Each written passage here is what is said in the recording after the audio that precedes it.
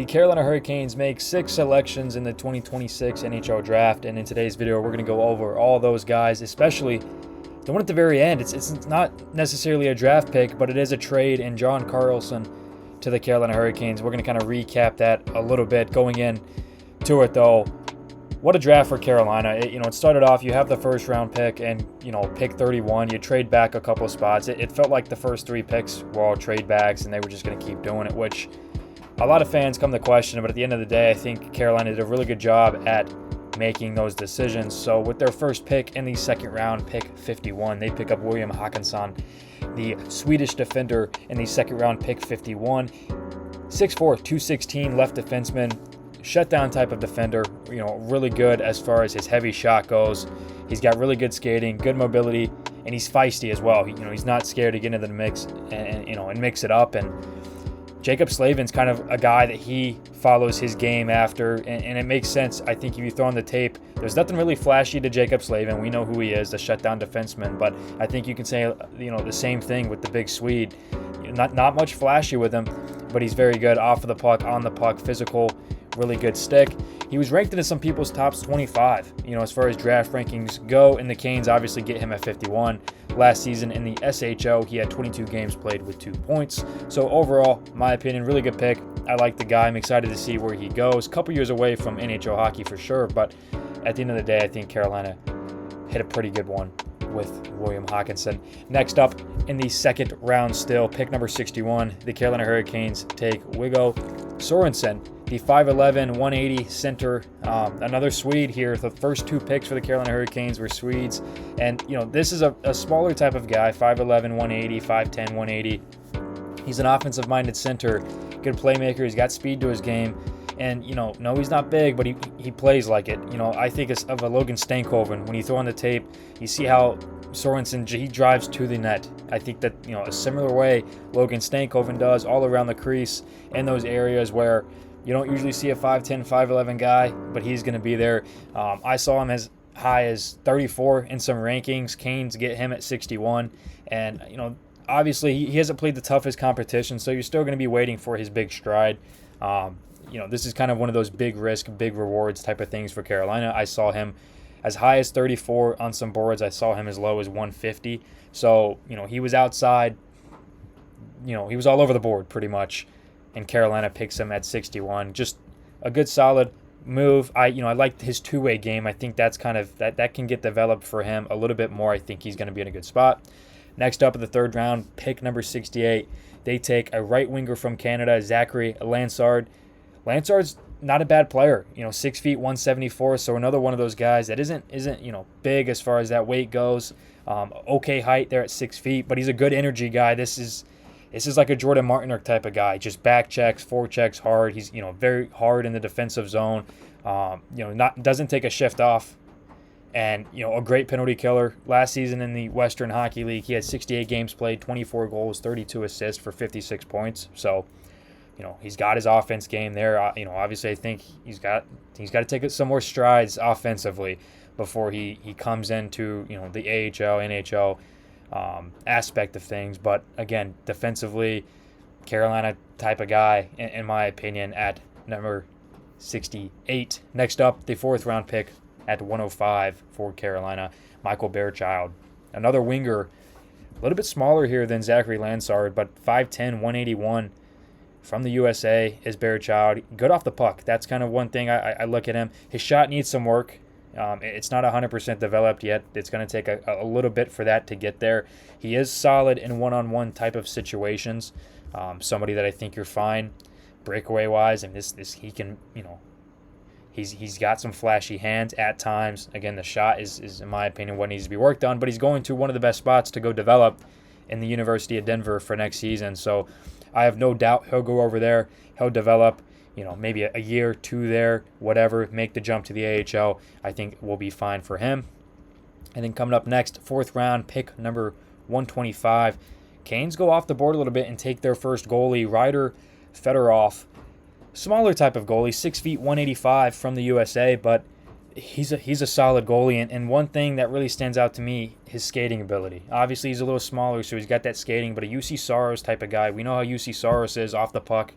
or on the puck, excuse me. Really solid player. Good athleticism on Fedorov here. Good lateral movement. His post-to-post movements are really impressive. He's just small, so it's going to have to be working those angles for him. He's going to have to come out of his crease, kind of play those angles, understand, being a smaller goalie, how does, when there's a 6'5" guy in front of him screening him, how does he react to that? I think there's some leaps he has to take. But last season in the OHL, he had a .923 save percentage and a 2.07 goals against. So some pretty solid numbers for him down there in the OHL. And again, he's going to go to another really good spot to develop in Penn State. He'll go to Penn State next season. That's just a really good spot. When you see guys making that jump from the CHL, WHL to college hockey, the development is going to be real sweet for him. So coming up with the last pick for the Carolina Hurricanes in the 2026 NHL draft, they get another goalie in the 5th round, pick 165, and Zach Jovanovski. There we go. Don't want to butcher it. Another goalie, right? But this one's a little bit bigger, 6'3", 185 from Canada. So, a couple of intangibles for this guy. He's young. He can definitely. He's got to grow his game a little bit more. One good thing I see is his aggressiveness. He's willing to come out of the crease, challenge shooters, which could be good, but it could also be bad. Obviously, I think of another aggressive goalie that the Hurricanes have on their team, and Pyotr Kochetkov. He had to kind of tone it down, like first couple of games in his career, first season. He had to tone down his aggressiveness. I think the same thing going with him. The good news is he's not in the NHL yet, so he can go develop that. Played in the OHL last season, had an .890 save percentage with a 3.39 goals against. So he's young. He's got to develop. He just has to. He's going to have to take a couple of more strides to be able to, beat Fedorov into this competition. Because I feel like if you take two goalies, in the same draft, I feel like those guys are probably going to try to just compete with each other. Some friendly competes and see kind of who can become the better goalie for the Canes, especially down the stretch. A lot of good picks, in my opinion. I like the Hawinson. I like that move a lot. I think he's a really good defenseman, and something that might be needed with Nikishin. If Nikishin moves out, gets traded away, you have William can be that left defenseman that goes out there and kind of takes his spot here in the near future. But overall, solid players. One thing that probably was the most surprising for me is they didn't take a Russian. They didn't take a Russian that in the next couple of seasons was going to be a star-studded player. But overall, they got a lot of really good players in this draft. I really do. I think 5 out of 6 of these guys have a really good shot at making some noise in the Hurricane system. So we'll see what happens with that. But on to the big thing that kind of happened at the end of the draft. I'm sitting there watching it. In the 5th or 6th round, I can't remember. It was 192, so it was I believe it was the end of the 5th. No, it was the end of the 6th. And in the end of the 6th round, I believe. I'm sitting there watching it, and they got 192, and we knew that they were trading it. Clock is at 0, but it's waited. It's at 0 for probably 3 minutes, and so I'm sitting there thinking, okay, it's definitely traded, but what is the trade? I was thinking big, like a Nikishin, something like that, but. Didn't see it, and then you see Elliot Friedman tweet John Carlson to Carolina.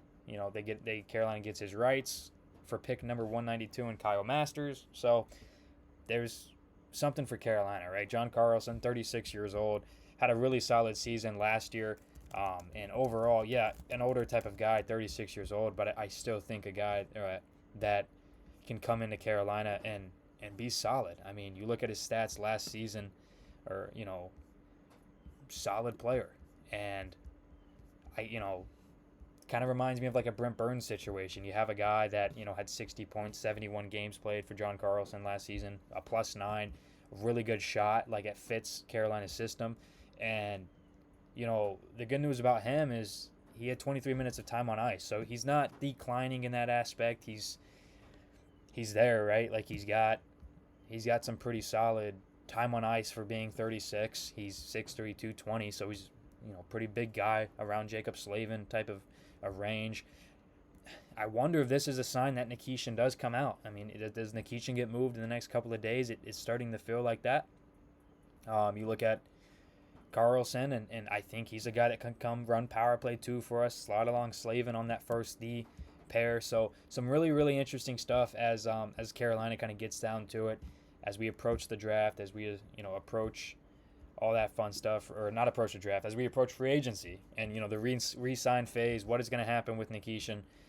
Does he end up getting moved? We'll make a whole separate video on that, but this is going to be just my draft recap, plus the John Carlson trade. I feel like we have to throw that in here. So thank you guys very much for listening. Let me know down below in the comments your guys' opinions. Who was your favorite player? Who was somebody that you maybe didn't like? And what about the John Carlson thing? Do you like it? Do you not? Do you want Nikishin to go? Let me know down below. Make sure you subscribe, hit that like button, and follow all of my social medias at Canes Powerplay. Check out the website, the podcast. Thank you guys for listening.